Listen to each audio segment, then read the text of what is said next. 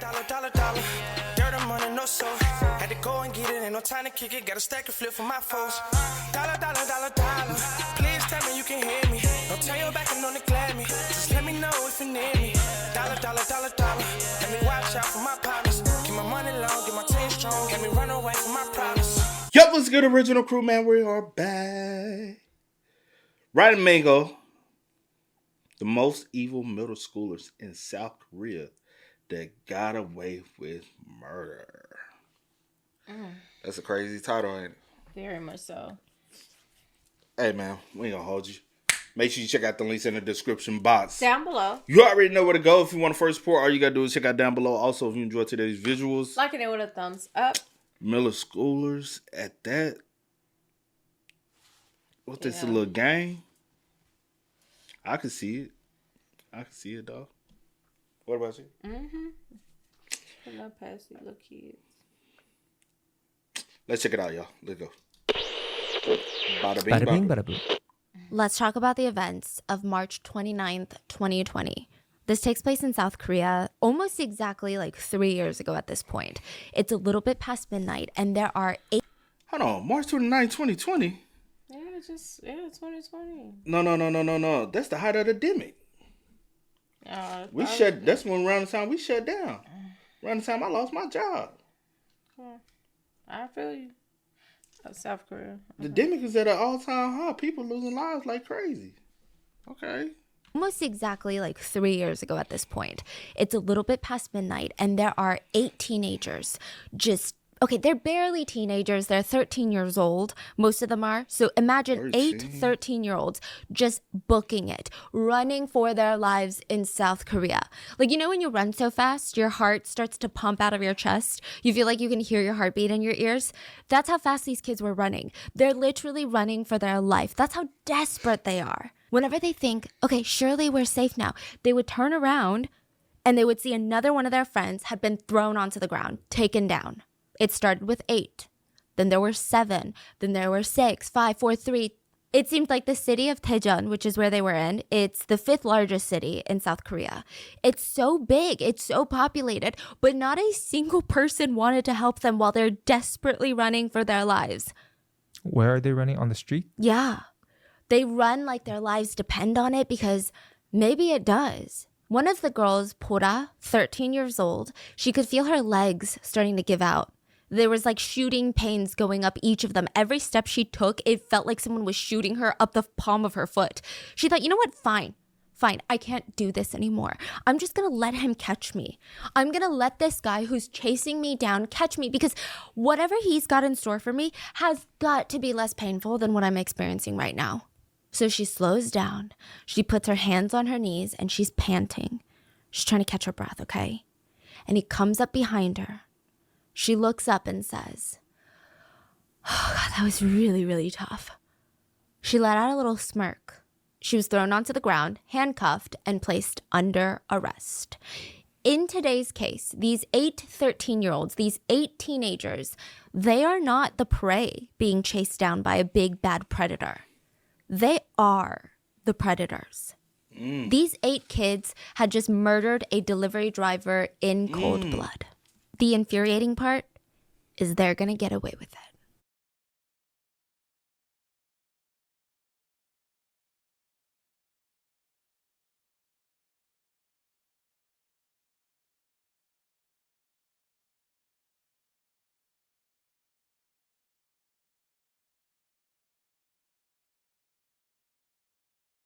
As always, full show notes are available at rottenmangopodcast.com. With that being said, this was a viral case in South Korea. There is a lot of online discourse about this on whether or not the laws are protecting people or knowingly putting citizens in even more danger. There were petitions made aimed towards the Blue House, aka the White House of South Korea, begging politicians to do something. There's incredibly damaging text messages between teenagers. The killers were texting each other after they killed someone, and it's just what they're saying, you're going to lose your mind. Now, there are a lot of people involved and about 8 main killers, if you will. Technically, you can find some of their names online because normally South Korea is really crazy about releasing even adult criminals' names, adult people's names. But with children, it's absolutely out of this world. But this case is so bad. People were doxing these killers left, right, and center. I'm not going to give you guys their names because I don't really think it matters to this case, but they're easily findable online. So with that being said, let's get into it. Lee Kun worked as a delivery driver in Korea, which sounds like the type of industry where you never really get to know each other. Like, I think if you think of a DoorDash driver in the US, you kind of work for yourself. You don't really get to know other drivers. In Korea, it's a little bit different. There are a handful of popular restaurants in the area. There's a handful of full-time drivers. They all know each other. A lot of them can recognize all of them, like the restaurant owners. They can recognize their favorite delivery drivers even through their big motorcycle helmets. And Lee Kun, he was one of them.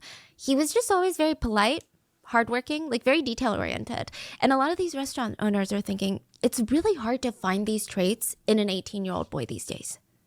He's 18. On particularly busy days, you can see Kun walking in the restaurant, grabbing a food order, while with the other hand, he's quickly scarfing down a snack from the convenience store. So he doesn't even stop to eat meals. He doesn't have a lunch break. He just eats whenever he can, in between deliveries, just on the go. If the restaurant owners ever thought about telling a kid, a young man, hey, maybe you should take it easy and go have fun, it was Kun. Like, that's who they wanted to tell. But they all knew that he was supporting his mom. So he would go off on another delivery again. Now, March 29th, it's midnight. Kun is picking up a pizza order. He's got a snack in one hand. There's CCTV footage of him inside of this pizza shop eating a snack as he's going to the back to pick up the order. They ask, almost done for the day? Any plans? Yeah, it's my last delivery. No special plans. I think I'm going to ask my friend if she wants to go eat something yummy with me afterwards. He smiles. He grabs the pizza and he leaves for his last delivery for the night. This is just past midnight at a relatively lively intersection in Korea. So it's a 4-way intersection. It's actually the Daejeon intersection, and Daejeon is the 5th biggest city in Korea. So regardless of time, there's still going to be a good amount of people on the road. Now, for everyone waiting at this intersection for their light to turn green, they're just going about their lives. I imagine in this moment, it would feel like time would stop, or at least for a brief second even. Some saw bits and parts of what happened while they're waiting in their car. Some saw the black car run the red light and book it as fast as they can across the intersection. Some saw the black pieces of plastic and metal just flying through the air to the other side of the street. And some people just saw a limp body laying on the ground. There was like a pool of blood all over the intersection. And every single person parked there, it didn't even matter if they had music on, they had all heard it. Even if they hadn't seen it, they heard it. It was such an ear-piercing thud. Everyone had this pit in their stomach. Because when you hear something like that, it is too loud to be a fender bender. It is too loud to be like a small accident. Someone needs help ASAP. 교차로 중앙에서 차량과 오토바이 서진 오토바이 파편이 반대편 현장에 쓰러진 오토바이 So there is a car going straight and a motorcycle was trying to go straight. The car ran a red light. They literally pedaled to the metal, booked it up. That for seemed that red really, light. really fast, the car. So fast. So there is a 4-way intersection, and let's say the motorcycle is heading north. I don't know if this is the actual like compass direction, but just to give you an idea. Motorcycle is trying to head north. There is a black car to the motorcycle's left that's trying to go right. So they're going to be perpendicular. Now, the motorcycle has the right of way. So they start inching towards the middle of the intersection, and the black car on the left, they have a red light, but they just decide to book it. Like 0 to 60, book it. Run the red light, and at the cross section, they slam into each other.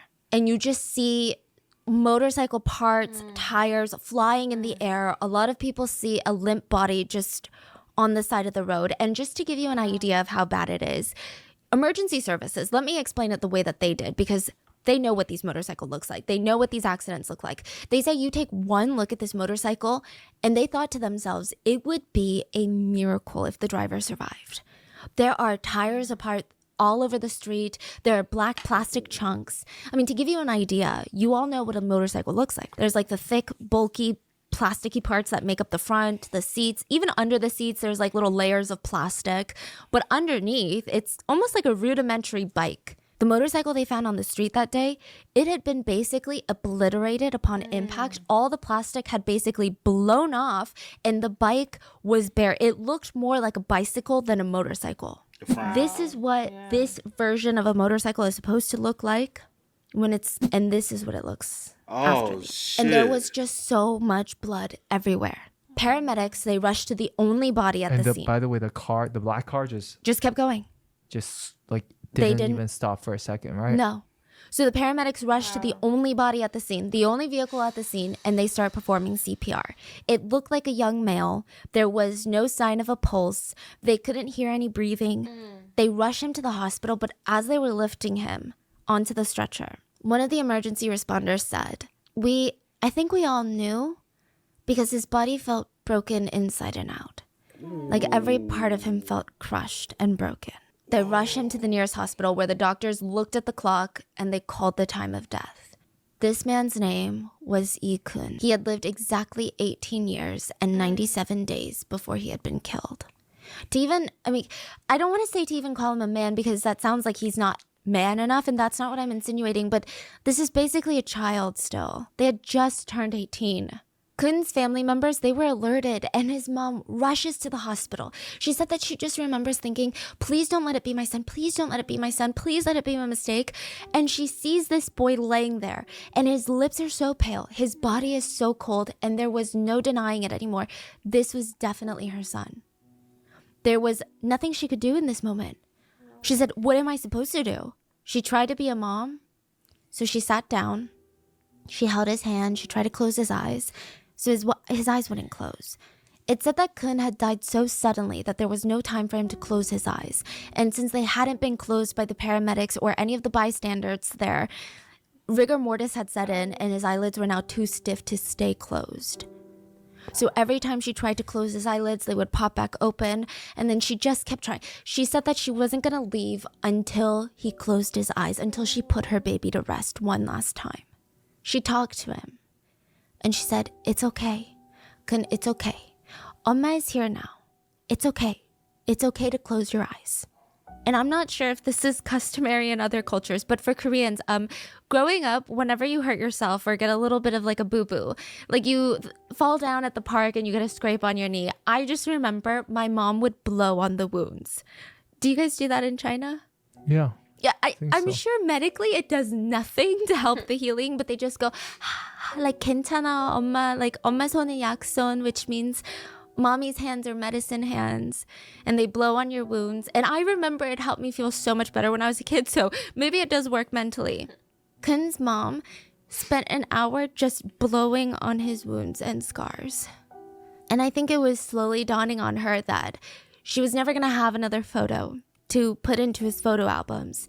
She was never going to have another moment with her son ever again. This was it. And she remembered just 3 months ago, it was the most exciting time in Kun's life. January of 2020, Kun had run home. He was so excited. He's practically bubbling. And he's like, Mom, I got an ID. I got an ID. So in South Korea, you get an ID once you turn 20 in Korean age. But in the US age, it's 18. So Kun is 18. He gets an ID and it allows you to drink, drive, vote. And it's very symbolic of becoming an adult. And he's like, I can vote now. I'm officially an adult mom. And since I'm an adult mom, I promise I'm going to be your guardian now. I'm going to take care of you. He promised he was going to graduate university and make sure that his mom never worked another day in her life.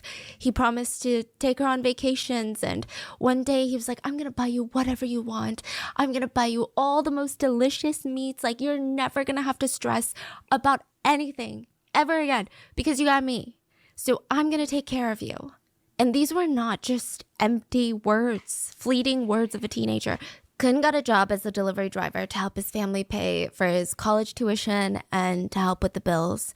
And his mom would just think to herself, how did I get so lucky? She said she named him Kun because in Hanja, his name means strong. So anytime he was working, all the fellow delivery drivers and the restaurant owners, they would think, there he goes again. Like, he was one of the hardest delivery workers. He did about 60 deliveries in a day. And technically, the city is small, so it's easier to get from one place to another. But this guy never took a break for himself. He just kept thinking about his family, and he just kept going.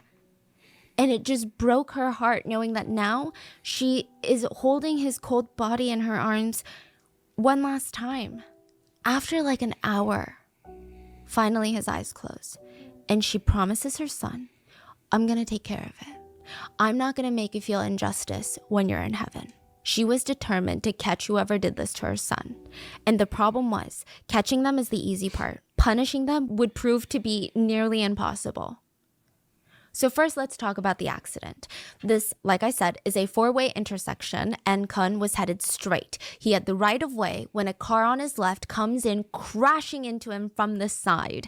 This is clearly an accident caused by the car on the left that ran the red light. And then they just left him there, bleeding out on the side of the road. They didn't even stop. The crash was so bad, all of the airbags deployed, but they still kept driving. They kept on driving. They did not stop. The police very quickly tracked down the people in the car because eventually the car would not go. The car slowed to a stop and it refused to keep driving because it was completely totaled. The airbags had deployed. It was really bad. The people in the car, there were 8 people in this sedan. So 8. What's type of? Oh my bad. 1443. What kind of car is that? Look like It's an Audi. Audi or Mercedes. And now if it's an Audi car, I don't understand where they are children. But it do look like an Audi or it's a smaller sedan. Yeah. I will Like say. 8 people? Because Bro. like I always tell you how small an Audi is, an Audi V. Bro, I always said my big grown ass ain't fitting in the backseat of an Audi. You know what I'm saying? I've driven plenty of them.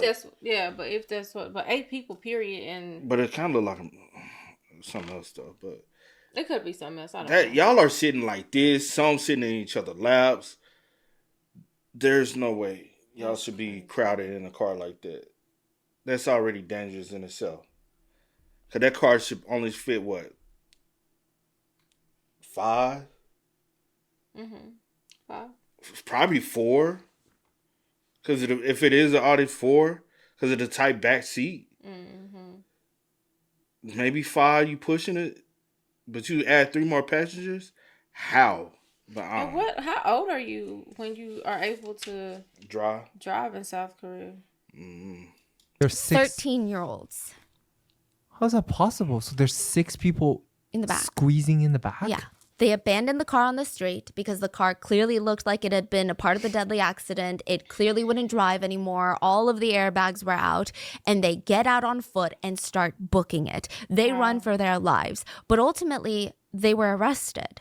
The police also tracked down the registered car owner, so the owner of the car. And he was a resident of Seoul, and he was in Seoul at the time of the crash, which is confusing because Seoul is about 65 miles away from Daejeon.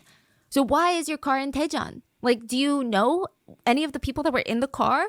Are they related to you? And he's like, my car was stolen 2 nights ago. Wait, what? So the owner of the car gave a pretty detailed interview about the series of events. He said, I usually finish work around 9 p.m. I come home, park my car in the usual spot in the parking lot. It's my favorite spot. Then I walk into my apartment building. Now, for some reason, in the middle of the night, I woke up at around 3 a.m. I think I was a little bit hungry. So I'm like, maybe I should go to the 편의점, the convenience store, grab a bite to eat. Then I get a little food coma. I'm going to go back to sleep. I was going to walk, but I have to go through the parking lot to get to the 편의점. And I just quickly glance at my little parking spot and it's empty. My car is gone. I immediately call the police that night and I'm like, my car is stolen. What do I do? They're like, we'll let you know when we find your car. A full day passes the next day. No call, no updates on the stolen car. I go to sleep that night. I wake up and I hope, okay, maybe today the police are going to find my car. And they did. Around 3 p.m. that afternoon, they called to tell me that in the middle of the night last night, my car was used to kill someone. He continues. They said that some kids stole my car and got into an accident. There was a victim who died from the accident. When I heard that my car was used as a device for killing someone, my heart was beating so fast. My hands and my body were shaking. I was speechless. And I was speechless to learn that they said it was 8 kids around the age of 13 years old. Were they like 7th graders? I just couldn't believe that middle schoolers would steal my car and kill another person. He said, I was surprised on how middle school students were able to even drive my car. I mean, what kind of kid that age even dares to commit these types of crimes? It's kind of insane. It's ballsy. I can't even imagine doing something like that in high school, let alone middle school. All right. The police end up catching 6 of the 8 killers the same night of the accident. They were arrested right away, which is exciting, right? But they were very quickly released because of something called the criminal age of responsibility in South Korea. Korea's criminal law, Article 9, states the acts of minors under the age of 14 years old are not punishable by law. So Like these... anything? Like Anything. I mean, this is probably... So you can literally get away with murder if you're under the age Of 14. of 14. That's freaking insane, bro. That's crazy. So a 12-year-old, 11, 10, 13-year-old can go out here and become a serial killer in South Korea, and it's not punishable by law. That's fucking insane, bro. You can't say that's not insane. I don't care who you are, where you are in this world. You can't say that's not insane, bro. That doesn't even seem... All right. Are not punishable by law. So Like these... anything? Mind Like Anything. I mean, this is probably the worst. This is murder. I don't know how it gets worse than murder. Maybe torture and murder, but in extreme cases, you can get 2 years in a youth detention center, but that's very rare, almost unheard of. So basically, anything. These killers were released before the car owner even knew what happened to his car. That's how insane this is. They were released even though the police see them. They know that they have a history of committing crime after crime. These 13-year-olds, they know the law. They know that they will not be responsible since they're not 14 yet, and they use it to their advantage. March 28th, around 1:30 a.m., just about 24 hours before the murder, 8 kids steal a car in Seoul. This is the first car they steal because they're going to steal another car immediately after the murder. So they steal car number 1. This is the car that's going to be used in the accident, the deadly accident. They drive around the city for 24 hours. They're like hanging out, going to bars, like doing all of these illegal festivities. And 24 hours later, March 29th, 2020, at around 12 a.m., they end up in Daejeon and they kill Kun. Now, from there, they all start running. 6 of the teenagers were caught that night on foot. 2 were not. 2 kids, 2 of the guys, they were not caught. They ran to a nearby town and stole another car at 4 a.m. I wonder, are these the 2 that probably was the original car thieves in the first place? Also, could they one of them possibly been a driver? Possibly. This is going to infuriate you. There is CCTV of them, like footage of them stealing the second car. And how do they steal cars? I don't get it. okay, so I don't want anyone to victim blame because it's just different cultures. So a lot of people in Korea don't really lock their car doors either. Oh, shit. Yeah, some people leave their keys. Oh, shit. That's how. I ain't gonna lie. My car got broken into. Unfortunately, when I was in college, I felt so... Man, I ain't gonna tell you... Hey, I felt so violated. For one, not the fact you broke in my car. You sat in my seat.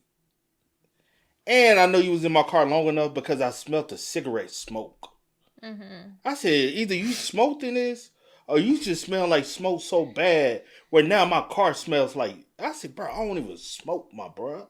Like, but also my homeboy, his car got stolen like this. And he was telling me like how his car got stolen. And he literally said, I had my spare key. I keep my spare key in the car. I said, why the fuck would you keep your spare key in the car? Bruh. Because if you ever need the key, say for instance, you lock your keys in the car. You need the spare key, but everything in the car. Why would you? Yeah. Do I know this friend? You know the individual. You haven't met. I don't think you like physically met him, but you know him. Yeah. You know him well enough to be like, oh, him. Oh yeah. Hold on, I'll say one thing that might give you an indication. I'm gonna say a name, but not his name. Bryson Tiller. Yeah. Now you know who I'm talking about. Yeah. I get. Yeah. Somebody said she dated him because she thought he looked like And he told me how his car got stolen. It was at the time BMW. He told me, bruh, when he got the car back, they done ran the whole transmission and motor out the car. And he was so hurt. Yeah, that was. It was gone for over a month. He was. The car was gone for over a month. Car. I said, bro, I said, bro, you don't keep the spare key in the car, bro. But yeah, most of the time, I ain't gonna hold you. I learned my lesson then about the To key. lock your car door. Yeah, I had ran into a Kroger. I was going to the grocery shop, but I thought I had hit the switch to lock my door, but I didn't. Yeah. And I don't know if this is true in this particular situation or true in general, but a lot of parking lots are double parked. So you got cars parked behind each other and you're trapped. Blocking. So sometimes people have an attendant and you leave your key in the car. And sometimes the attendant is gone. Sometimes there is no attendant. Did you know in Korea, sometimes cars are put on neutral? And so if you're, you can move it? So you push the car out of your way so you can leave. Wow, that's so interesting. So the parking culture is there, and typically with theft, especially car theft, it's not that common. Korea is filled with CCTV. Yeah. It's really hard to get away with stealing, let alone a purse, but a full vehicle. Yeah, that's true. Yeah, it's pretty intense. Yeah, so, they really these kids probably just really don't care. Yeah, like no adult would commit this crime because they would go to prison and it would be so easy to catch them. But these kids literally know that they will not be punished, so they don't care about getting caught. So after they use a stolen car to murder an innocent person, they steal another one. And in the CCTV footage, you can see them walking with their hands in their pockets, leisurely, as if they own this world, as if they own this parking lot. They find an unlocked car. The owner would later say that his car key ran out of battery, so he was unable to lock it before he went into the house. I'm not really sure what the reasoning was, but it doesn't really matter. It's still theft. Just because it's unlocked doesn't mean anything. The teenagers find it. They open the doors, start rummaging through the car. They're throwing out all of the owner's documents, insurance papers, just throwing them around the parking lot. They take the car and they leave. The teenagers find the unlocked car. They open the doors, start rummaging through the car, and they just throw out every single document in there. Just insurance papers, anything belonging to the rightful owner of the car. They're throwing it out straight into the parking lot. They take the car and they leave. Now, the owner realizes the very next morning that his car was stolen and he alerts the police. By then, the two teens that had stolen the car drove it all the way back to Seoul and the car was eventually found. Now, the black box that every car in South Korea is legally required to have, which is basically an external camera or audio recorder, it was ripped out. The last two perpetrators were found, arrested, and very quickly released. So all 8 of them have been found, arrested, identified, and released. I cannot imagine how infuriating this is for Kun's mom and all of his loved ones, knowing that the police know who the killers are, know where they live, know what they look like, know what school they go to, and they're just like, okay, well, there's nothing we can do about it. Just to show you how angering this law is, these kids had gotten into trouble with the law multiple times prior to the murder, if not days before the murder. So just a few weeks before the murder, a few members of the group robbed a Korean barbecue restaurant. They were found rummaging through the cash register, taking anything of value after restaurant hours. They previously... I ain't gonna lie, at this point, where the fucking parents at? Can the parents be held accountable for something? You know what I'm saying? I don't know if all the kids or some of them might be related or some sort, like somebody as far as sibling, but that's a total of at least 8 individuals who walking around with a mom and dad somewhere. You know what I'm saying? Like, yeah, that's true. They're constantly doing shit. Your child is missing for 24 fucking hours. Yeah, I have a lot of questions too. I don't know. Can the parents not be held responsible? Because this is negligence. At least. Maybe they sneaking out. I don't know. Because, like, even, like, here now, with, some of the school shootings and stuff, they're starting now to hold parents accountable and charging parents with certain crimes because it is negligence that you're not keeping tabs on your kids and what they're doing. I feel like if you're gonna be light on a kids, be hard on the parents in some shape, form, and fashion. But I know parents can't control everything the kid do, but it is your responsibility to know where your child is. Your child should not just be out wilding out for 24 hours and you have no clue, you know? Rummaging through the cash register, taking anything of value after restaurant hours. They previously stole multiple other vehicles. Then they would take those stolen vehicles to gas stations around town and rob the gas stations. There's at least 3 gas stations that we know of that they were caught robbing. Oh, I have footage of them robbing one particular gas station. In the US, each gas station pump, you can only take credit or debit card. If you want to pay in cash, you have to go inside, pay the attendant the cash. In Korea, I believe you can do it at each specific pump, meaning that there's like a little cash box inside. It's locked, but I guess it's easily breakable because that's what these kids are after. 구미에서 있었던 절도 사고는 그러나 한 명을 제외하곤 이들 모두 촉법 소년 미만이었기 때문에 경찰 조사 후 We know of 3, there could easily be more. But these kids, they would steal cash, alcohol, whatever they wanted. They would steal alcohol from restaurants. They would wreck restaurants, tear them apart, trash them, throw out their safes. Again, this is all happening a month prior to Kun's murder.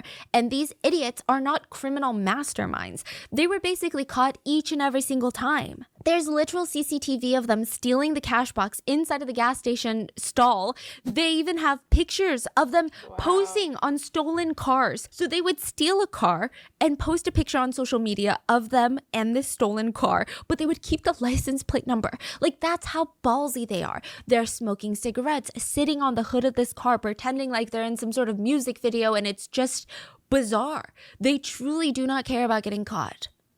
Can you imagine someone stealing a car and then posing on it, showing the full license plate number and posting it on Facebook? Like, that is not normal. So yeah, they were caught for all of their crimes, but the police would catch and release them like they're on a fishing trip. There's even a selfie that a couple of them took at a police station. One of them is smoking a cigarette. The other ones are holding up a peace sign. They're posing, and it's captioned, Kumi Police Station, Escape Plan in Progress. I mean, at this point, they are being protected by the law rather than being punished for their crimes. This is the most mind-boggling thing in so long. I mean, they know it. They're proud of it. They know that they're not going to get in trouble. Even just 4 days before the death of Kun, one of the perpetrators stole a car, got into a car accident. Thankfully, nobody was injured or fatally wounded, but there were articles and headlines talking about this accident, talking about how a minor had stolen a car and crashed it. The criminal, the minor, decides to repost the article on social media and laugh about how he broke the law. It was making headlines, and guess what? Nothing happened to him. He captioned the repost, 갔다 온다, and it kind of translates to be right back, almost poking at the fun that if he commits a crime, he goes to the police station and is immediately released. Like, 갔다 온다, like, I'll be right back. That's what you say when you are going to the supermarket to pick up eggs. Like, 갔다 온다. Even his comments are out of this world. It's a bunch of middle school kids giggling. Others are commenting, fine, you caught me, it was me.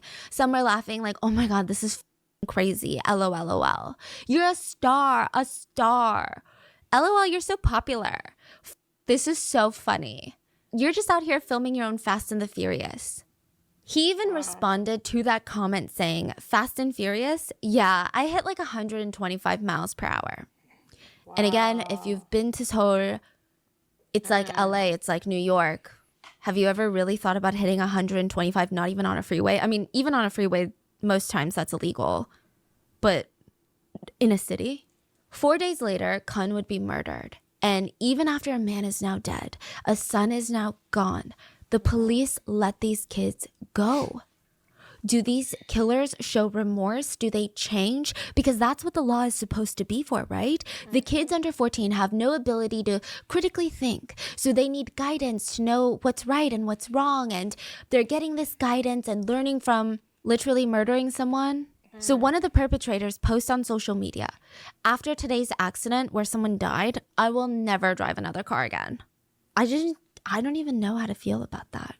You know when you get food poisoning from eating oysters and you're like, oh, I'm never going to eat another oyster ever again. Like, that's the energy of this post. Yeah. His friends commented, oh, we f***ed up. I guess he starts getting some comments of classmates being pissed off at what he did or saying this post isn't funny because he gets very pissed off and he starts responding to these people. First of all, I wasn't the one driving. Second of all, we didn't purposely kill the guy. People need to know something before they open their mouths. What? It gets worse. Even though the police are clearly not doing anything about it, the public starts hearing about this case, and slowly the identities of these perpetrators are basically getting out. So their social media accounts are getting out. Most of it was due to their fellow classmates being so disgusted by their actions that they would post about them to out them, which, like, good for them.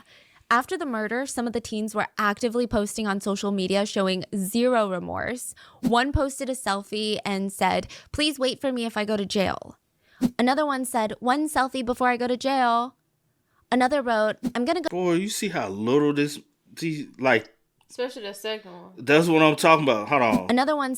This one, baby face for real. What the? Is that a bib? I don't know what it is. I'm saying the blue part. It look like it's supposed to be a bib. It look like you need a bib. Because you can actually see it a little clearer here because she ain't got the eyes blurred out right there. So let me see if I can see the... nah, can't see the other one. That's insane. Said, "One selfie before I go to jail." Another wrote, "I'm going to go to prison, so write me a lot of letters." No, really, I'm going to go to jail, so you better write me. And don't say you guys don't have enough time to write me letters. Just write me a letter and send it to me. Wow, they really think it's a joke, huh? Yeah.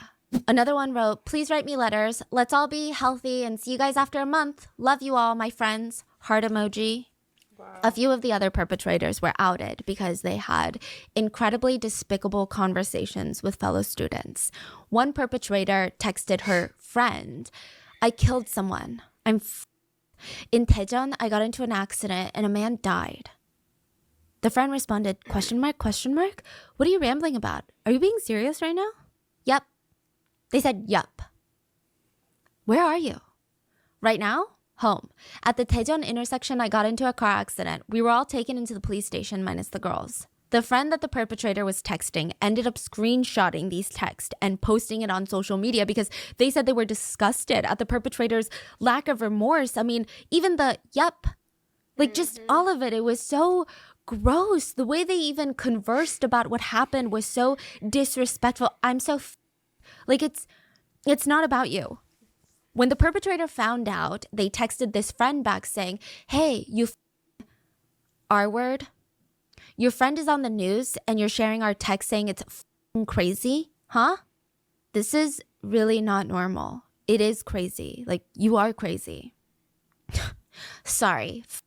What? You think I killed that guy because I really wanted to, huh? But you better not tell your other friends that I'm part of this. Don't even freaking dare." I think everybody already knows it's you. Right. No, they don't. They don't know it's me and redacted. Another killer and his classmates' text messages were also revealed. The classmate texted one of the killers, "Why don't you guys say sorry after murdering someone?" The perpetrator said, "What? You want me to apologize to you? How about to the victim? We're taking care of it on our own, so mind your own business. But you call yourself my friend, but you abandoned me in my time of need?" The classmate responds, "Who wants to be friends with a murderer?" And he responds, "내가 죽였냐?"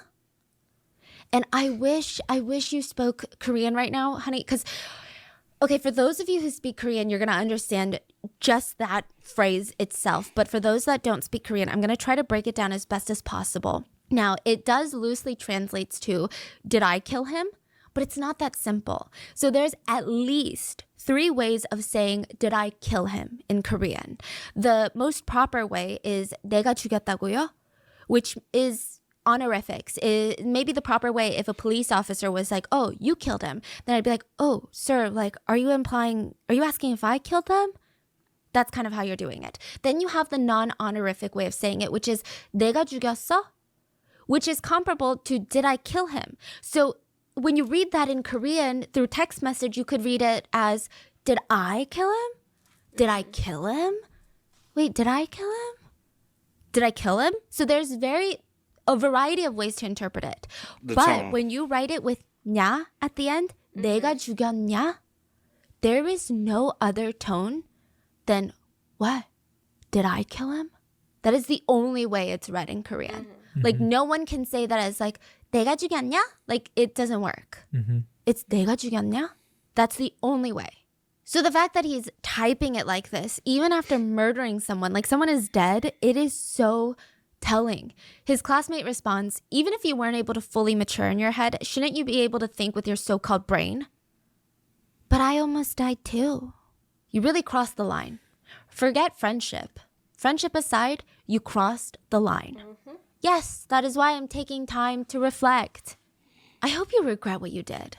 I am regretting and reflecting, but I'm just pissed off that everyone is blaming and cursing us on Facebook. Did you eat something bad? I don't see a single hint of reflection from you. If I were you, I would just be quiet after all of this is said and done. But instead, you guys are going on Instagram Live, laughing, having fun like nothing's ever happened. I don't know if you guys will go to jail or not, but I hope that you guys will never make the same mistakes after this. Even you should know not to cross this line. I'm really ashamed that I ever called you my friend. Don't contact me again. And you know what? Yeah, you deserve to be criticized online. A hit and run, driving without a driver's license? The perpetrator responds, I mean, yeah, fine. You can curse about it if you want to. I mean, even if you think about it objectively, you don't think it's too much? But that still doesn't make me a murderer. If you're not a murderer, isn't just being a bystander to this at fault too? Bystanding is also at fault, but why did you call me a murderer then if I'm not? Who said you're a murderer? You did! Well, I guess you're similar to a murderer. You were in the same car. No, well, murder means a man who killed a man. These text messages were also released to the public, but there's more. One of the girls that was in the group that was at the scene, she texted a classmate that kept confronting her about what she did. And she texted that classmate, don't with me. The classmate responded, sure, murderer. And she responds, you better stop around before I run your mom over too. Or do you not even have a mom? So I don't know if there were allegations that her mom had left or if she's being raised by a single dad, but it seems like extra personal. Side note, when these text messages were released, most of the perpetrators' names were blurred, but other classmates and students started outing them. A lot of their social media has been made public and since then been deleted, but regardless, these text messages being released showed everyone, the public, it proved that these perpetrators, these so-called kids that we need to protect, they don't have remorse. They never even privately apologize to the victim's mother. And I'm not saying that they should go and put on a full freaking show. I would never even think that they would do that. But I would imagine that their parents would drag them there and force them to apologize. Kun's mom was interviewed and she said, I can't even see my child anymore. Yesterday, I cried all night long. Today, I'll probably cry all day too. I'm never going to forget my son. Nobody contacted me. Normally, perpetrators at least say things like, I'm sorry, or my apologies. But I never even heard those words. So their promise and their text messages to their friends that they're going to apologize and reflect, all lies. They never apologize. One of them allegedly even had other things in mind. So this is said to be a text message conversation between one of the killers and a fellow classmate. The killer allegedly texted her nonstop about how he wanted, which people were shocked for a number of reasons. Someone is dead because of you, and also the fact that this is a 13-year-old talking in this manner, in this aggressively pushy way. We have no idea if this girl is a classmate, a friend, a girlfriend, but it doesn't matter because he's clearly making her uncomfortable. He texts her after the murder, let's do it. Not like immediately after, but this is what he's thinking about. No, I don't want to. Oh, come on. Redacted name. She doesn't respond. Hey, full name. Yes? Let's do it. I don't feel like it. I want to do it so badly. Please, I want to do it so much. I think I'm going to go crazy. She doesn't respond. He texts her back. What are you doing? Just laying here? Hey, please, I just really want to do it so badly. Let's just do it once, just once. And he keeps bombarding her with like, hey, hello. Wow. And she responds, right now? Yes, let's do it. I promise I'll finish fast. What? I think even just to see these text messages from anyone, regardless of age, is so disgusting because, I mean, I'm sure most of us have felt this situation where someone is just so pushy and you're like, I'm clearly saying no, but they're not taking it seriously. But then if I freak out and I'm like, hey, I said no, what, like, is my life in danger? Is something going to happen to me? And you know what's going on here. She clearly doesn't want it, but the fact that they're 13 and the fact that someone died and this is what one of the killers is thinking about, Once all of this gets out, a South Korean broadcast called The True Story from MBC, they went to go interview all the perpetrators, anonymously, of course. So they're minors, meaning their voices will be distorted. Their faces will be covered by a mask and a hat, but even then, still blurred. So they locate one of the girls' houses and they go knocking. Hi, we're from MBC Broadcasting and we just want to ask you a few questions about the accident in Daejeon. A girl can be heard screaming through the door, "Just leave!" But the crew keeps trying. A few hours of this back and forth, the girl finally agrees to do an interview. But even the way she does it is so disrespectful. She goes, "I'll do the interview. Just go outside for a second." The broadcast was able to interview two of the perpetrators, both girls, and they were asked, "Have you been doing since the accident? Like, what's been going on in your mind?" One of the girls says, "We're feeling guilty and reflecting on it in our own way. I just hope that you guys, the reporters, can stop calling me. If you care about the victim or his family at all, I think you should let the police handle this one. You guys are truly taking it too far." Side note, Kun's mom was being interviewed. So she was selectively talking to reporters. She never complained about the reporters. I mean, the fact that she's saying this is literally just saying, stay out of it because the police are handling it and the police are just going to let me go. The reporters ask how the crime even started. Why did you guys even decide to steal the car? The girls respond, I found out that my friends were all driving a car and they were all in the car, so I joined them. We drove around, we stole money from a doll crane machine, went to a few other areas, had something to eat, rested, hung out. After that, one of my friends asked us to pick him up, so we picked him up, and then I think we hesitated on where to go next. We were thinking of going to Busan, but my friend said it was too early to head all the way to Busan, which is a far drive, so we went to Daejeon instead. The way she describes this, it doesn't even sound like she's giving a police report or an interview about a murder. It sounds like she's at the grocery store deciding what type of apple they were getting. They're like, oh, then we decided to do this. Like, should we go to Busan or Daejeon? Just the lack of empathy. Her tone is very much, yeah, we killed someone, but what are you going to do about it? There was no shame, nothing. The public was so shocked that there was only one victim with the way that these girls are describing the day and describing their personalities. Like, how is this possible? And the question is, where the hell are the parents? It sounds like they didn't even come home for nearly the whole day, 24 hours. Where the hell are the parents? And how much? That's what I've been asking since this shit started. Where are the parents? Even at this point in the stage of the whole matter, where are the parents? What are they saying? Like, at least even on their end, apologize. Like, I just don't understand. They didn't even come home for nearly the whole day, 24 hours. Where the hell are the parents? And how much are we to blame the parents in something like this? So I'm not a parent. I don't know if I can even have a clear answer to it. All I know is I was 13. At one point, I never stole a car and killed someone. The girl continues, we were waiting for a red light and suddenly a police car made a U-turn. So the police car was going straight, made a U-turn back towards us, like all of a sudden. So we were scared that we were going to get caught. So we ran the red light and hit that motorcycle. Our car windows were all shattered and the airbags popped. The car wasn't even able to drive anymore because, it was totaled. So my friends and I got out and we ran to our limit until the police got us. After that, we were investigated and then sent home. That's it. The way she describes it, she's not specifically stating that it's the police's fault, but she does insinuate that the police car making the U-turn and scaring them is the reason that they ran that red. She's not even taking accountability for the fact that they ran the red. She's basically saying if the police car hadn't made a U-turn, we wouldn't have ran that red. That's crazy. And we wouldn't have killed someone. The reporters ask, did you guys not hesitate when you decided to run around in a stolen car? Well, we'd done this before in the past, so no.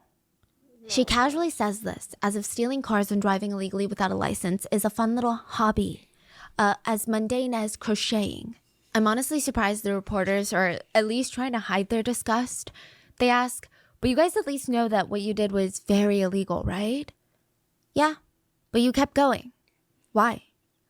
Honestly, every student without a license drives nowadays. Not just the high school students, but also the middle school students. They're driving around like us. But they didn't get into an accident, so you don't know about it. But we did. We got into an accident. Wow. It's like the most unapologetic, entitled response they could have ever given. Even as an adult with a driver's license, I don't think anyone would give this response. Like, not a single person. Do you guys all know about the age of criminal responsibility? Yeah. So it's clear to the public, these monsters knew that because they weren't 14 years old yet, they wouldn't be punished for killing someone. They didn't even think that what they did was even that wrong. Side note, the law does state for a very serious crime, minors can be punished by a maximum of 2 years in a youth detention center, which, couple of things. I hear juvie in South Korea is nothing like juvie in the US. I hear it's a really nice little therapeutic center where you and your little friends, you and your little criminal buddies hang out and have a good time and play games and play basketball and giggle gaggle. But one That's juvie for... Whew, yeah. Juvie in the U.S. severe. Can be depending on the facility. I had a couple homies go to juvie. I almost got sent to juvie growing up. That's a whole nother thing. But I had a couple some come back. Because one of the ones, he came back and told me his experience. He went in for stabbing somebody at school. So he was telling me about his experience with it. Another one came back. He came back psychologically weird. And we was just like, we don't know what the fuck happened to you. You know what I'm saying? Like, he just was off his rocker. I've heard other things. Last time I had interaction with somebody, like my homie little brother, I was at the water park in Nashville, and he was at the water park. I said, bro, what you doing here? He pointed at his leg. He had an ankle monitor. He said, we on you like part of the good behavior thing. Mm-hmm. I said, they took you to a water park? Yeah, he was laughing. I said, and that's the one that he used to sell. He used to sell crack when he was in high school. And I told him, when he told me that, I said, you lying. I told his brother, I said, man, your brother told me, he said, he do. I said, for real? He said, yeah, he got a lot of money. I said, man, y'all crazy, bro. But yeah, like, that? Now, if I had got sent up in an environment, I'll be like, oh, get a vacation from the parents. That's how I would have looked at it. Like something easy peasy, huh? Yeah. Lay back, chill. All you gotta do is play games, basketball all day. Shit, that's life. You ain't Not gotta worry about game banging. Now, because I know some that got sent up and we was in school, they had to worry about the gang and all this, you know? Yeah. They had to worry about fighting. Know some that had to worry about getting their stuff, you know what I'm saying? Real prison. and have a good time and play games and play basketball and giggle gaggle. But once this broadcast goes up, people are having a freaking field day, rightfully so. I mean, this was such a blatant disregard for human life. Not only was it disappointing to see that the nation's children, I mean, there were eight young kids who were thinking like this. Have you seen 13-year-olds these days? I mean, they're so woke. They're so politically correct. They're like, I've seen 13-year-olds who are incredible activists, and these 13-year-olds are doing this right now. Like, what is going on? This makes you lose hope for the future. The law basically tells them it's okay to do this. So it feels like this massive failure. Some of the fellow classmates of these perpetrators were interviewed, and they said, I don't think they're scared of the law. They used to brag about all the crimes they commit in class. Look, they know the punishment is very minimal since they're 13, and their birthdays didn't pass yet, so they know that they're good. They know a lot of older brothers and friends in the youth detention center. I think even if they go, I heard they're going to have fun. From my perspective, I think even if they were sent the biggest punishment, which is 2 years there, I think they'll have fun, get out, and continue committing crimes. Okay, fine. If the law says you can't blame the, quote, kids, if the law says that, I'm not saying that, the law is saying that, can you blame the parents? Because someone has to take accountability, right? The reporters reach out to the mom of the driver. She was interviewed and she said, you know, my family and I are having a hard time too. My son made a mistake. All I can say is, sorry. That's the only thing I can do, and I feel like it's not enough. Okay, fine. But I'm with you. I just was trying to wait to see if we would get the information. Where are the parents? Like, it's midnight.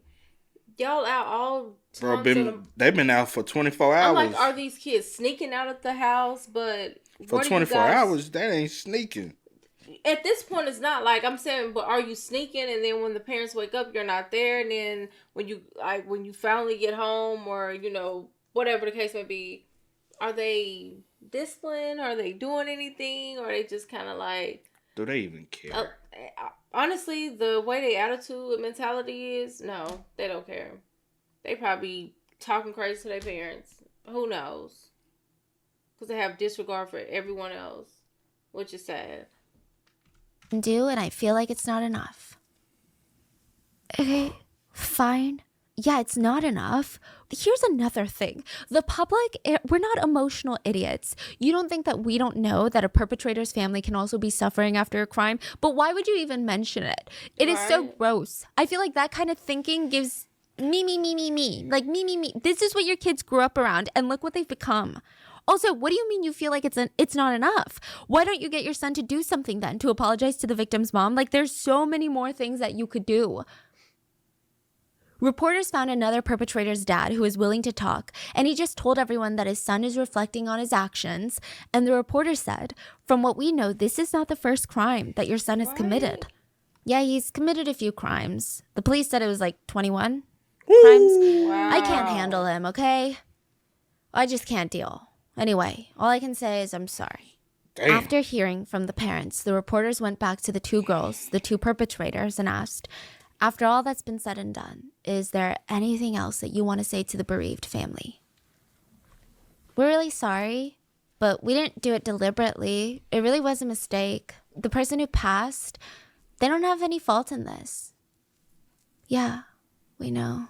She continues, it's because we ran a red light, and we think the only thing we can say is sorry.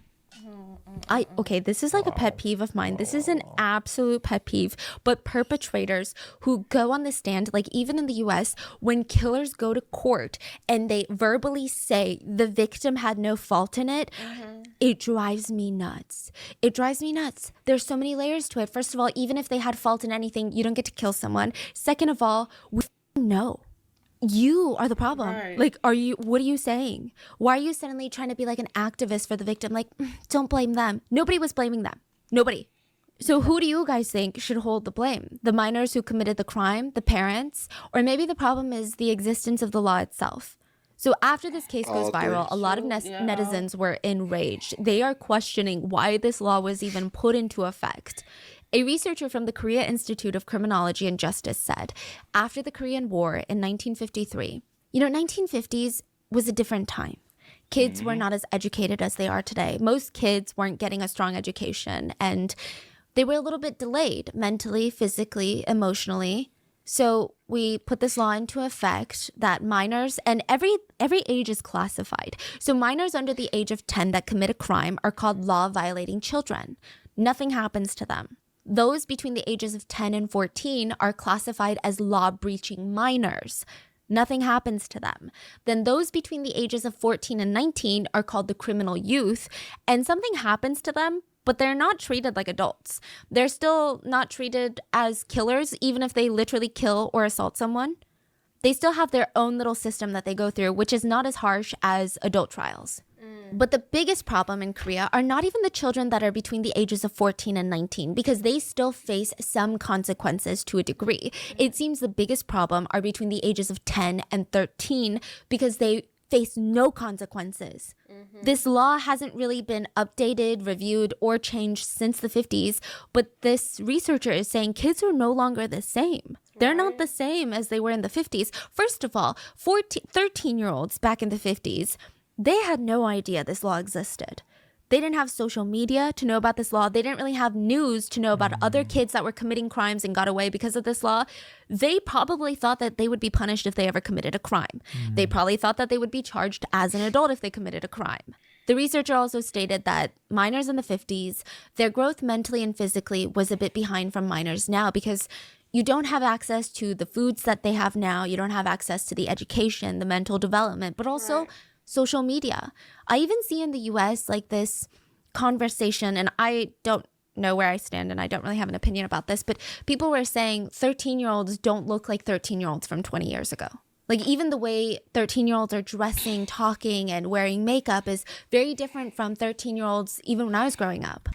Facts. Even when we was growing up, like, which is not that damn long ago, like, high schoolers don't approach.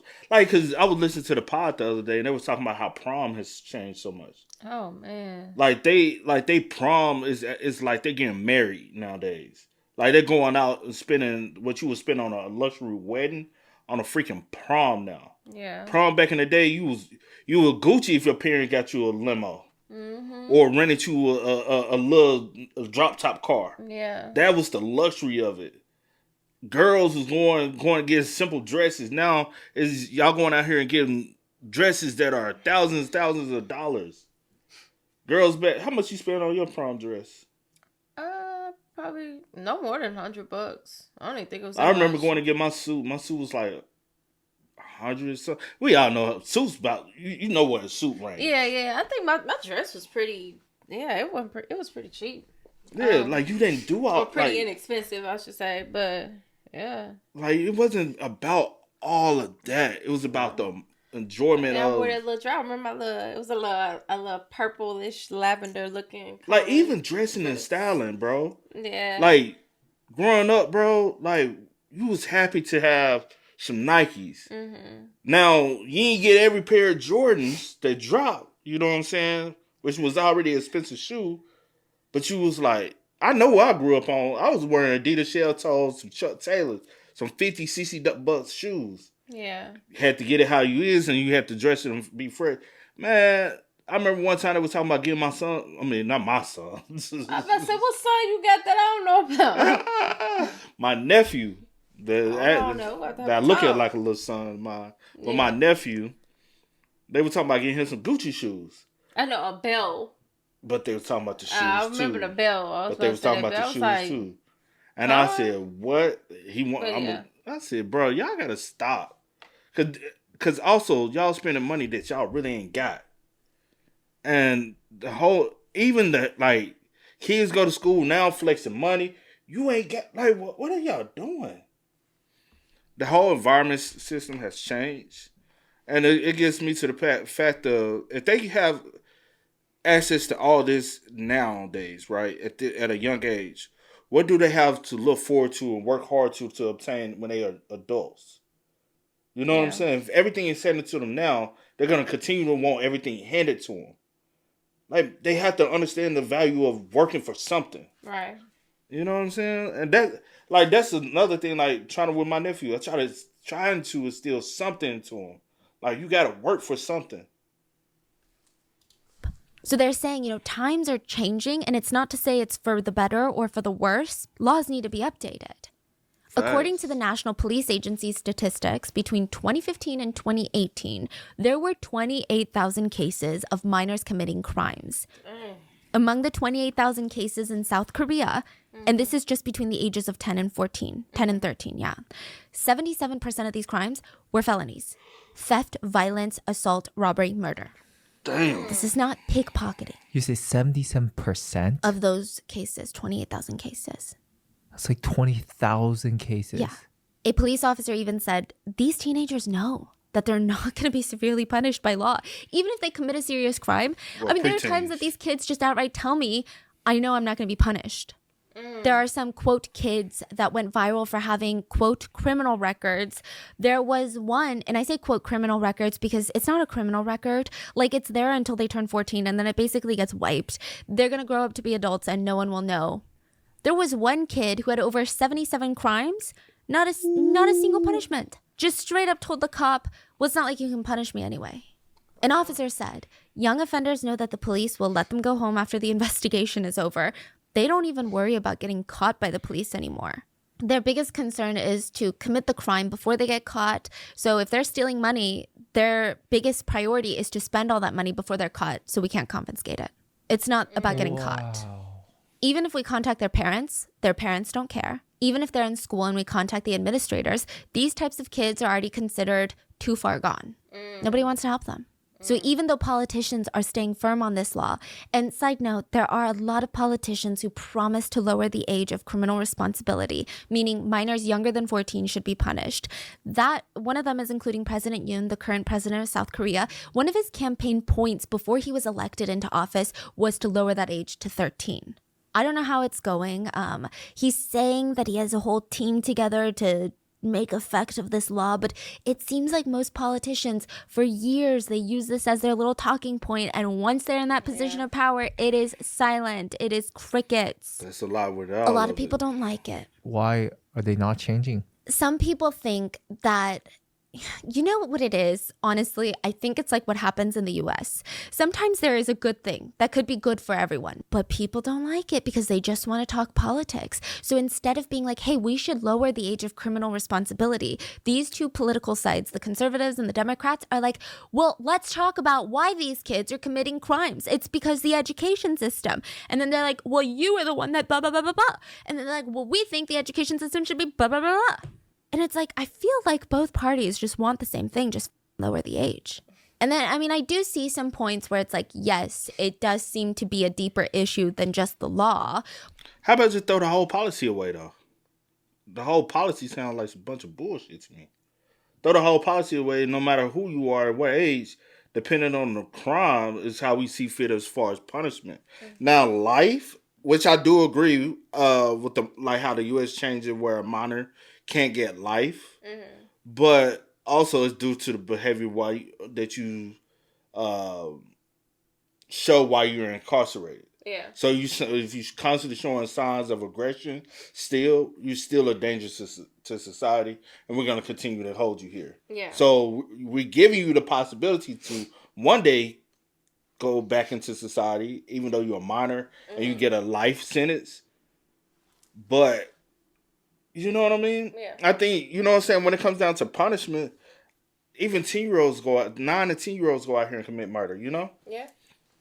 They should be, like, it really should depend on the crime. Now, if it's just stealing some candy from a grocery store, all right, we need to set up certain parameters and certain things and possibly get the parents involved, and you know what I'm saying? But we do need to start holding parents accountable for certain actions that the kids are doing. And then we need to do checkups. But I know people like, we ain't got time to be checking up on all these kids, because then that's too much money that goes into the resources to have to continue to do that. But if not, the crime's going to continue to happen. Yeah, it's definitely going to continue. And then with like some of these, like one of the parents, I can't do anything with them. Like, they too far gone. Like, you kind of wash your hands with it. And they just out here running wild. Yeah. But, some points where it's like, yes, it does seem to be a deeper issue than just the law. But I think there are easy ways to fix it. And the argument is that there are a lot of other countries that have their own problems. Don't get me wrong. But true. Japan and South Korea are constantly under fire. They are the two countries that have this set at 13 years old. But again, one of the voices is, fine, we lower the age to 13 like the president wants, but what if more 12-year-olds start committing crimes? Do we lower it again and then again and then again? Some people are saying that we need to just focus on why children are committing these crimes, and it's just become a whole political debate instead of people just trying to protect others. The public is getting fed up, though. They're like, these politicians, like, we don't feel safe. Gun's mom said, I hope this country lets their children know that if they commit a crime, they will be punished for it. Someone has to let them know this simple concept.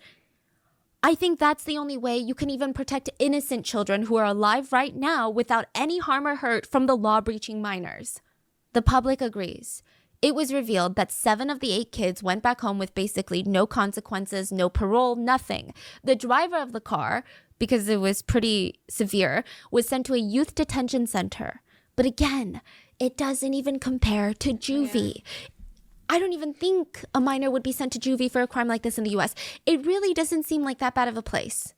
Like, it's no prison, that's for sure. Netizens... Oh, she said she don't think a juvie will be sent... A kid will be sent to juvie? For a crime like that I wonder what she mean by that, though. In the U.S. I'm saying I wonder what because it was such a horrible crime and y'all they will be sent to juvie, but ours juvenile. Huh? I said they will be sent to juvie, but it's like our juvie, which is low key like prison. I get what you're saying. Yeah. Really doesn't seem like that bad of a place. Like, it's no prison, that's for sure. Netizens were outraged. They were commenting things like, the thought that these people can ever change or be fixed is insane to me. Just abolish the law protecting minors. It's clear what's going to happen. We've seen this so many times. The great, honorable judge presiding over this case will look at these monsters with pity. The judge will say this and that and excuse their behavior for so young, oh, they're so immature. Then the great judge will go home, eat a steak dinner while patting himself on the back. I made the right call today. I'm a good judge. Another netizen commented, times have changed. Minors have changed. Why is the law stuck in the past? These days, you can even buy a knife on the internet. If we forgive them because of their age, they will never learn that they should never do this. Instead, they will learn if we commit a crime, we will be forgiven because we're young. As adults, we have to teach them how to take responsibility for their mistakes. So we covered the bullying cases where most of the bullies, after burning their victims with hot irons, beating them with pipes, beating them to the point of their face being swollen, they never got punished because they were under 14 years old. There are a few other viral cases. July 2018, a middle school girl, she took her own life after she was R-worded by 2 middle school boys. Nothing happened to the boys. They weren't even suspended from school because they were minors. They were 13. So she took her own life. In July 2021, there was a video of a bunch of 13-year-olds harassing random senior citizens for fun. Just complete strangers saying things like, hit me, you oh, you can't. They were not punished either. Can I just say something? Okay. We were recently in South Korea and we saw a lot of teenagers in school uniforms. I think I saw them in school uniforms. Well, we saw a lot of young teens and most of them, they looked like teens you would see anywhere. But there was this one incident where I was in Art Box with a Korean friend of ours and there was like 4 teenage kids, all boys. I have never been that scared of teenagers before. They were standing in the middle of the Art Box and the way that they were talking was so filthy. I ran around the store avoiding them just so I didn't have to pass them. It was the way that they were talking in the middle of the store so loudly and the curse words they were using. Like, I'm telling you, they're throwing out C-bombs, like just nonstop. Some of the worst curse words you could say in Korea. And they would call each other that as like jokes. They'd be like, oh, like just nonstop. And even my friend was like, yeah, like we stay away from kids like this. Wow. Remind you of the other day, huh? But not on that level. I'm talking about when we was at Kroger and them kids wilding out. And she was like, where? She said, I'm finna go say something. So I said, see, don't say anything to these little kids.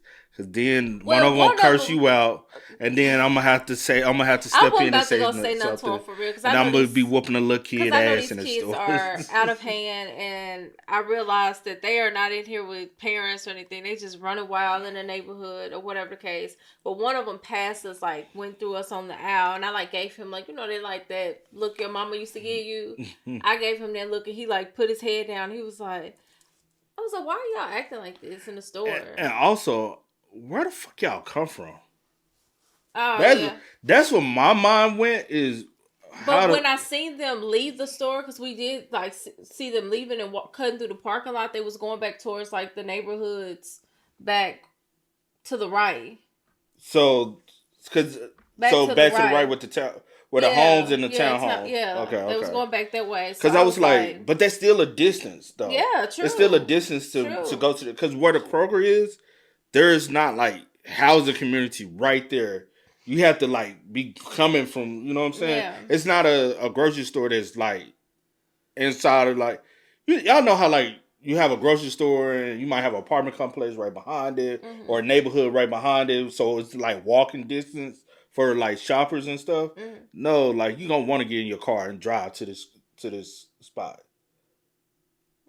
Because you're not going to want to, if I'm running, I need to go to the store and run and go grab some milk.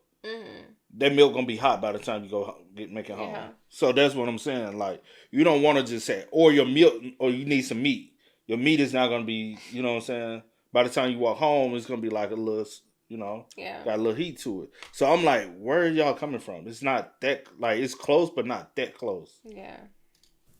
And we're like both in our 20s, full grown adults. And we're like, okay, yeah, we should avoid them. Like, we were scared. But we It is wasn't such a scared, hot though. topic in South Korea that there's Not even a like- whole K-drama talking about And juvenile I guess crime. like yeah. even That like was just they're annoying. scary, but then even knowing these stories, Yeah. that makes it even more Yeah, scary. most Because they probably know this too. Oh, yeah. That even confirms their belief that they're untouchable. It's yeah, they walk around like they're untouchable. It was I ain't gonna lie, the only city, like, I feel like I would be like that around kids is Memphis. Like, that I actively, like, will go visit and stuff like that.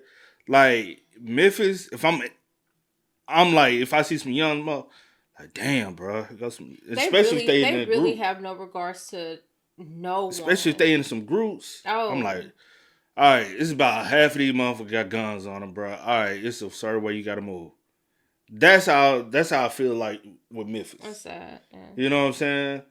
Like, Nashville, I'm not like that. You know what I'm saying? I'm like, all right. Even though you still got to be alert, you still got to be aware of your surroundings. Even here, I'm not like that if I see a group of kids. Because we live in a very suburban city. Like, most of these kids got a good parental household for the most part. For the most part. Well, I not will all. speak on this. I don't know what they have because I ain't in their household. But I'm not like afraid. But I also don't put anything past kids just That's what I because said. of That's the why I said you city gotta be or alert. neighborhood we stay in. Yeah. So I'm always vigilant of people because you just never know what type of time people are on. Yeah, that's So- why I said you got to be like aware. Like, you still Yeah. got to be aware. But like in Memphis, I'm like, all right, let me check temperature. Let me do what I need to do. Let me get the fucking car. Let go. It ain't being scared. It's about understanding the city, and I know plenty of people that are innocent, unfortunately, lose their lives to bullshit Yeah.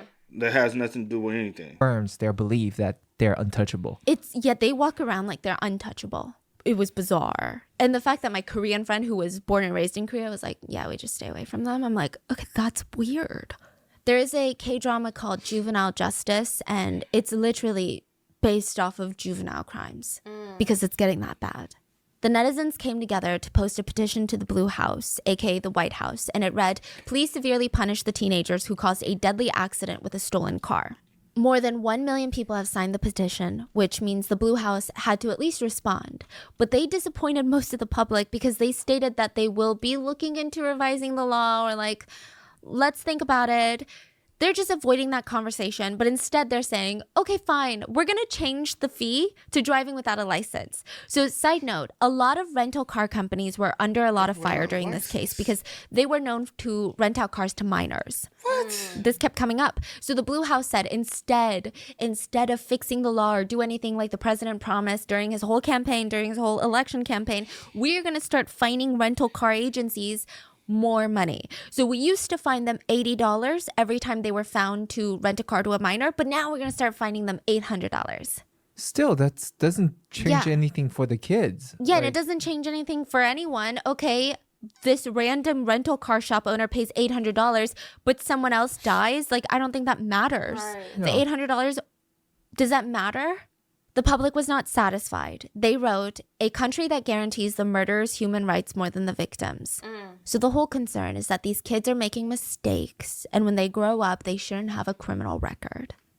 In this world, there are people who don't change even though they get an education. So please abolish this law. A country that is beneficial for perpetrators is nonsense.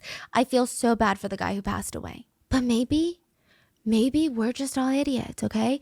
Maybe the public are idiots and the politicians and lawmakers, they're just educated and smart and they know stuff that we don't know.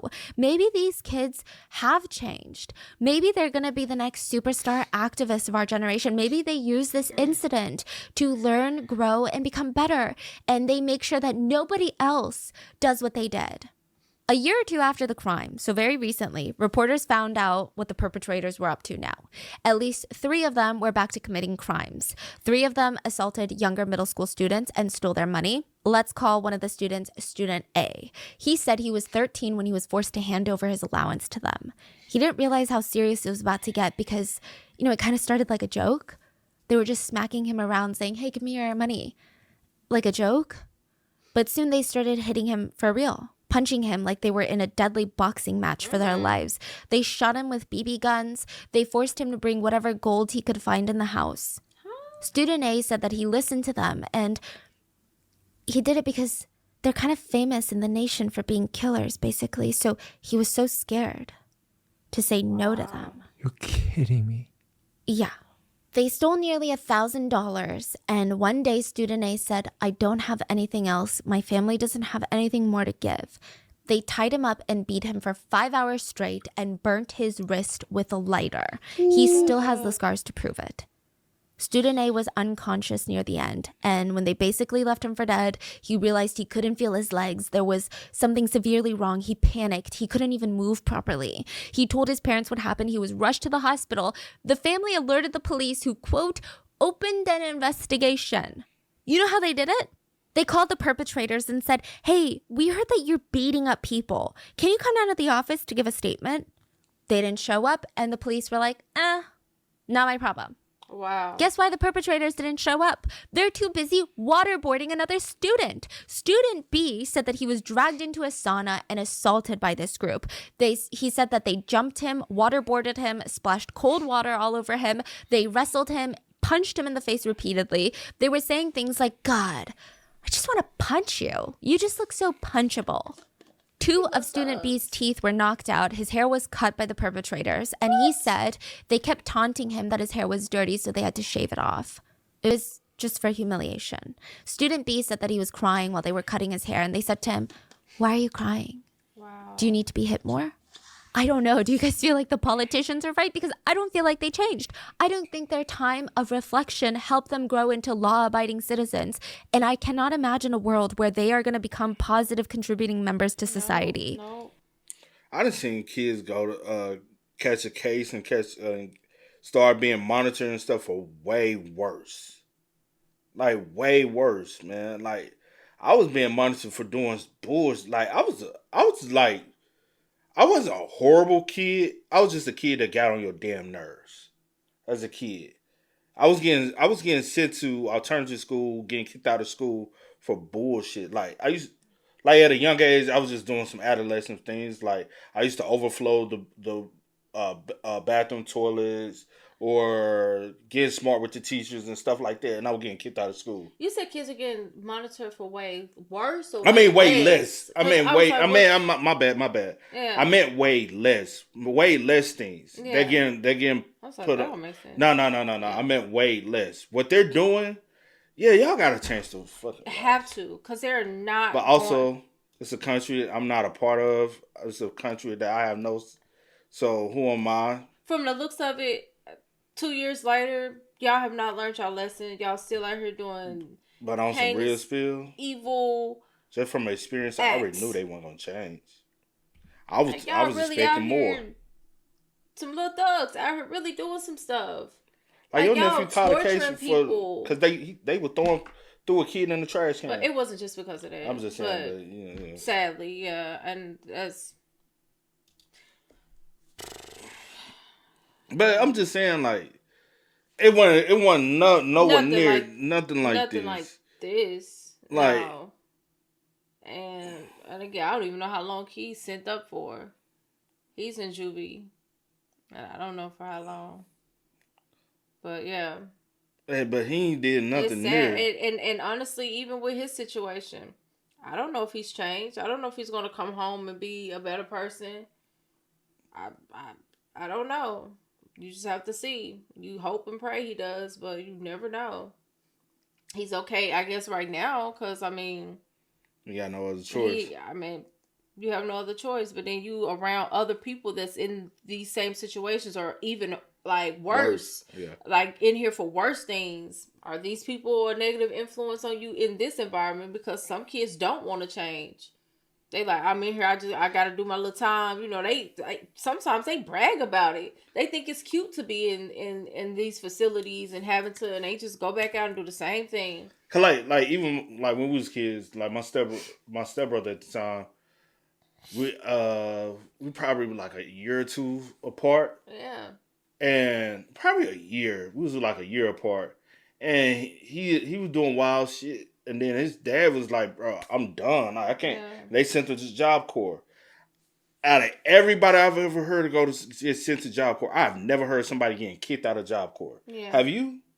I'm sure you heard Yeah, of I people. have. Oh, for real? Yeah. So he got kicked out of Job Corps. I was like, bro, I ain't never heard of somebody getting kicked out of Job Corps.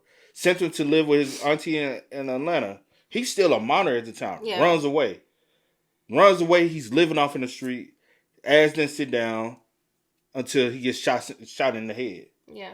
That's the only way he literally sat down is because he gets shot in the head. Now he's laying on the ground, blood all in his face, and screaming for his mama. He said, all I saw was red. All you saw was your own blood, bro. And the reason why he got shot in the head, they breaking in homes, and the one of the homes they breaking into is this old man. All he did was shoot at the door. Luckily, he didn't get hit directly with a direct shot to the head because he would have been dead. But unfortunately, the bullet went through somebody else, hit him, and stopped in the head. The boy that got hit in the shoulder, the original person, just from a shoulder shot, died. Yeah. He bled out and died. Like, it's just, like, learn from other people's mistakes. Like, 100% learn. Like, you can go a lot in life by learning from moves and things other people have done and be like, oh, I ain't gonna do that dumb ass shit. You know what I'm saying? Because a lot of it is dumb. A lot of it is, like, pointless. Yeah. But I know that's easier said than done. But I wish a lot of kids would just wake up and realize, man, it's more to life. And I really feel like I really learned that in life because my mom was signing me up to do things. And I'm traveling. I'm going to meet new people. Like, we from a small town. We always tell y'all this. But I'm going out in the summertime. I'm able to escape that small town. I'm going out and being able to meet this person. Meet these people from here. Meet people from Chicago, Dallas, Houston as a kid. And I'm like, y'all, oh, it's more than what I know. And I'm influencing by, they keep me up to date for a whole year. And then I'm meeting back up with them. I'm like, bro, I'm learning there's more to life. And a lot of kids don't realize that because they don't have friends in other places. They're heavily influenced by the small group of friends they have near them. Mm-hmm. But yeah, I don't know, man. I do like.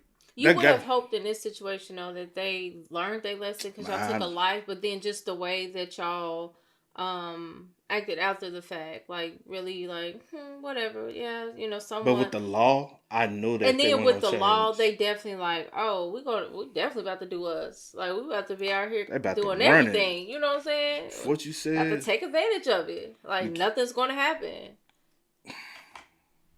Sad. And I cannot imagine a world where they are going to become positive contributing members to society. In fact, I feel like they'd be dangerous to be around, especially if you don't know who these people are. They're adults. They could be your coworker. They could be the guy living next to you. True. How would I know? They could be the handyman. They could be daycare workers, doctors, teachers, nurses. How would we know? But it's not just this story. There are statistics. According to the Ministry of Justice in Korea, 12% of underage offenders become repeat criminals. They keep committing crimes. Meanwhile, adults that commit crimes and go to jail and are punished, only 4.5% of them reoffend. Okay, that's good. And again, I'm sure there's discrepancies in getting caught. Maybe adults just don't get caught again, but still, it's not really a great statistic to look at when you're arguing, no, this is to help the kids. I don't think so. Yeah. Do you guys remember Kun telling his colleague that he was going to go eat something yummy with his friend after his last delivery? Yeah. She blamed herself for all of this, which is crazy because you know what I'm going to say. Like, when you feel guilt, even though it logically doesn't make sense, there's no reason for her to ever feel guilt for this. The 8 killers don't even feel guilt, but she feels so much guilt, and it's heartbreaking. She said that around 12:07 a.m. The accident happened at 12:08. 12:07 a.m., Kun called her and was like, hey, it's my last delivery. Should probably take less than 20 minutes. Do you want to grab something yummy to eat? She agreed. They hung up. His accident happened 1 minute after she hung up. And she said, if I had just spoken a few more words, or if maybe I had talked a little slower, or maybe I just kept him on the phone a little bit longer, maybe he could have survived. I should have just talked to him for even just one more second. I just feel so much regret. 제가 건이랑 12시 7분에 통화를 했거든요. 전화하면서 배고프다고 이제 밥 먹자고 집에 간다고 그랬는데 20분이 지나도 연락이 없는 거예요. 내가 말을 한마디라도 더 했으면 얘는 살았을 거잖아요. 근데 딱 1초만 전화도 아이고 참 너무 후회돼요. She wrote an open letter online hoping for change. She said that Kun was so excited. He had gotten into college and he was just so excited to start his life. And then he gets into this accident. Because of COVID, the start of university was delayed, and he told her he wants to be the man in his family. He got a job, he was delivering food every day, and he worked so hard. And she was always worried about him because, he drives a motorcycle and he's working all day. And he always reassured her, I always wear a helmet. Nothing's gonna happen to me, okay? I'm careful. I never speed. I never break the law. You don't have to worry. And because of those few seconds, she's never gonna see him for the rest of his life. She said the perpetrator's car didn't even look back at my friend who died on the spot. But because they're under the age of 14, they all went home. Only one was sent to the youth detention center. I understand the law of breaching minor law, but they're being protected for their mistakes so they can live in the future without any criminal records. But how can people who murder a man and run away be treated like immature minors who made a, quote, mistake? After what they did, they're still laughing and acting confident without any feelings of guilt or remorse. I doubt that they're more immature than an adult. People who are reading this, just know this could be you. This could be your children, your acquaintance, your close friend could be a victim of them. How can the law of breaching minors be applied even when a man dies like that? Please help my friend so he doesn't feel injustice even in death. Please help me to prevent this from happening to someone else. But so far, that was in 2020 and nothing has changed. No. What are your thoughts on this case? Please leave it in the comments. What are your thoughts? I mean, do you think the law should be changed? Do you think it should be a case-by-case basis? And please stay safe. I'll see you guys on Sunday for the mini-sode. Should the law be changed? Yes. Do I see the law being changed? No. No, nothing's been, this whole 5 years later, nothing. Yeah. And with them being, because it's 5 years from now, do I feel like it's going to change? I mean, do I feel like they're going to change? Very low percentage, because they still show no remorse even after the fact and continue their crime spree. Yeah. So it's either they committed crimes and they're constantly in the system. But I will say it's probably two of them. Two of them that took away to eventually learn. Yeah. It was like, all right, you know what I'm saying? But RP. Definitely. So sad, man. Such a sad situation. But hey, y'all spam us up in the comments. Y'all let us know y'all thoughts about it for us in the comment section down below. But until next time, y'all know how it go, man. I do go by the name DJ New Kid. This is We Are. We Out. No time to kick it, got a stack of flip for my foes. Dollar, dollar, dollar, dollar. Please tell me you can hear me. Don't turn your back and don't neglect me. Just let me know if you need me. Dollar, dollar, dollar, dollar. Let me watch out for my partners. Keep my money low, get my team strong. Let me run away from